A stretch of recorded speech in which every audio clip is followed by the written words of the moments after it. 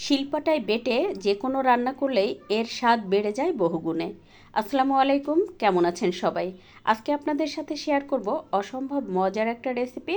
তো তার জন্য আমি শিলপাটার উপর নিয়েছি হচ্ছে 5-6টা শুকনো মরিচ, সাথে দিয়েছি 1 ইঞ্চি পরিমাণ আদা ছিলে ধুয়ে পরিষ্কার করে, তার সাথে দিয়েছি 3 কোয়া রসুন আর 3টা পেঁয়াজ ভালোভাবে ছিলে ধুয়ে একটু কুচি করে কেটে নিয়েছি। সাথে দিয়েছি 1 চা চামচ পরিমাণ জিরা। তারপর সব কিছু খুব ভালোভাবে মিহি করে বেটে নেব।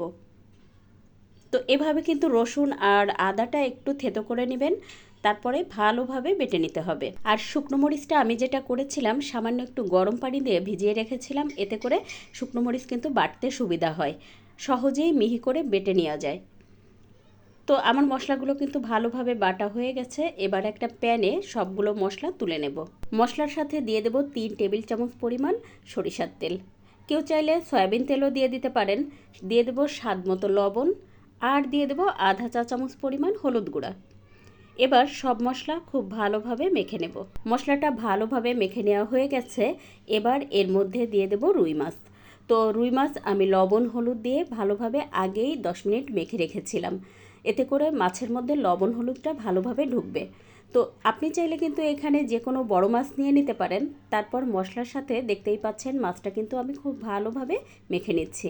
আর এই মাছটা মেখে 10 মিনিট ঢাকনা দিয়ে ঢেকে রেখে দেব। তারপরে হচ্ছে দিয়ে দেব আধা কাপ পরিমাণ পানি। হাতের কাছে যদি টমেটো থাকে তাহলে টমেটো দিয়ে দিতে পারেন। এই রান্নাটায় কিন্তু টমেটো দিলে বেশি ভালো লাগে খেতে। তো এবার দিয়ে দিলাম হচ্ছে 3-4টা কাঁচামরিচ। তারপর ঢাকনা দিয়ে ঢেকে চুলার আঁচ হাই রেখে 5-6 মিনিট রান্না করে নেব। প্রায় 5-6 মিনিট পরে মাছগুলো একটু উল্টে দেব। এভাবে উল্টে পাল্টে যদি মাছগুলো রান্না করা যায় তাহলে কিন্তু মশলাগুলো মাছের মধ্যে খুব ভালোভাবে ঢোকে। তারপর আবারও ঢাকনা দিয়ে ঢেকে আরও 7-8 মিনিট রান্না করে নেব। প্রায় 7-8 মিনিট পরে কিন্তু তারপর আবারও মাছগুলো একটু উল্টে দিচ্ছে। এই পর্যায়ে মাছগুলো কিন্তু সাবধানে উল্টে দেবেন যেন মাছগুলো ভেঙে না যায়।